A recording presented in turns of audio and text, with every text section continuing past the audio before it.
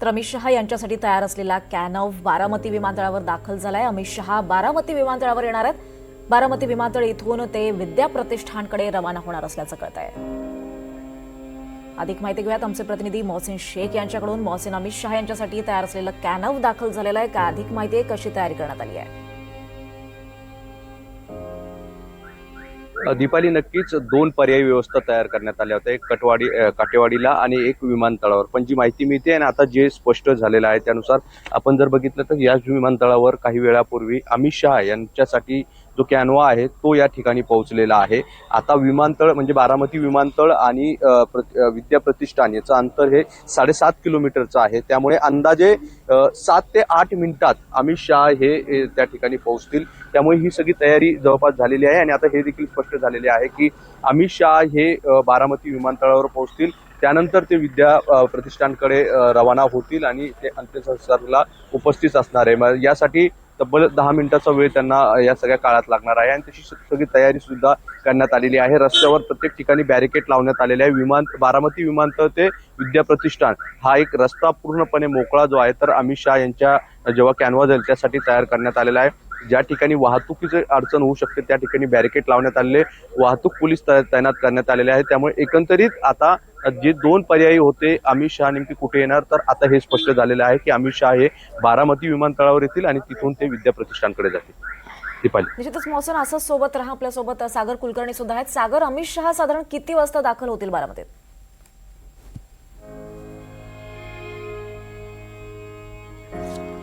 मोहसिन, साधारण अमित शहा किती वाजता दाखल होतील बारामतीत? नक्कीच आपण जर बघितलं तर 11 वाजेचा वेळ दिलेला आहे अंत्यसंस्कारासाठी। त्यामुळे 11:15 पर्यंत अमित शहा या ठिकाणी पोहोचतील आणि त्यानंतर त्यांचा कॅनवा हा विद्या प्रतिष्ठानकडे रवाना होईल। सुरुवातीला ते बारामती विमानतळावर पोहोचतील, त्यानंतर इथून जो रस्ता तयार करण्यात आला आहे त्यांच्यासाठी एक रस्ता मार्ग हा मोकळा करण्यात आलेला आहे, बॅरिकेड लावण्यात आलेले आहे आणि त्यानंतर ते विद्या प्रतिष्ठानकडे रवाना होतील। म्हणजेच 11 वाजेला 5 मिनिटं कमी असणे किंवा 11 वाजता साधारण विद्या प्रतिष्ठानच्या ठिकाणी अमित शहा हे पोहोचतील अशी माहिती मिळते। त्यामुळे ही सगळी खबरदारी पोलिसांकडून घेतली जाते। अचानक झालेल्या ह्या सगळ्या घटनेनंतर ही सगळी व्हीआयपी मुवमेंट होताना पाहायला मिळते। अमित शहा यांच्यासोबतच मुख्यमंत्री देवेंद्र फडणवीस असतील, एकनाथ शिंदे असतील, केंद्रातील काही मंत्री असतील, हे सगळे या विमानतळावर पोहोचणार आहे। त्यामुळे त्या दृष्टीने देखील सगळी खबरदारी घेतली जाते। रात्रीपासून पोलीस यंत्रणा या सगळ्या गोष्टीवर काम करते।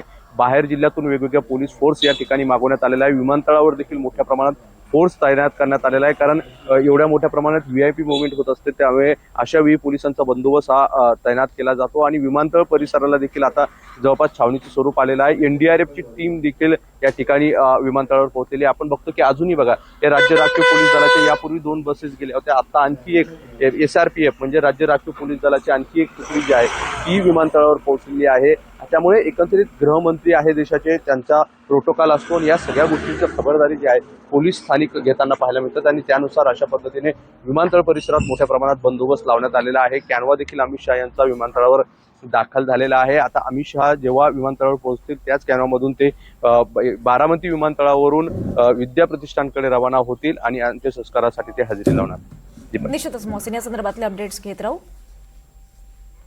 तर अजित पवार यांच्या पार्थिवावर आज अंत्यसंस्कार होणार आहेत, त्यासाठी गृहमंत्री अमित शहा हे सुद्धा बारामतीमध्ये दाखल होणार आहेत। सकाळी 9 वाजता गदिमा सभागृहापासून अंत्ययात्रा निघणार आहे आणि सकाळी 11 वाजता विद्या प्रतिष्ठानाच्या मैदानावर अजित पवार यांच्या पार्थिवावर अंत्यसंस्कार होणार आहेत।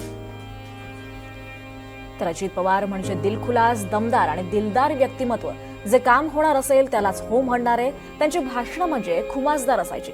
अनेकदा वाद देखील ओढावून घेतला, पण त्याच्या भाषणाची शैली ही मात्र कायम राहिली। अजित पवारांची अशीच काहीची निवडक आणि आठवणीतली भाषणं आपण पाहूयात।